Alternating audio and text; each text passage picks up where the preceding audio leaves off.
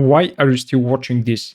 Now that you know that Quote Code, Codex, and other tools are going to be able to do your job much better than you, why do you still watch those guides, those tutorials, and for a matter of fact, all of the YouTube tutorials on technical content, coding, and mathematics, etc.?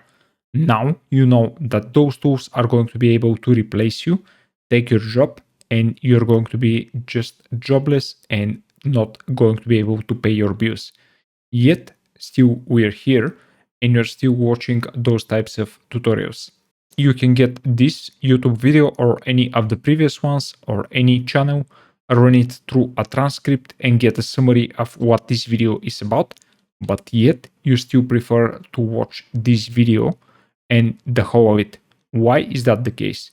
Well, in the future, it seems like that we are still going to desire the fact that modern people are going to be able to have some taste, some preferences, and their own connoisseurness, if you will.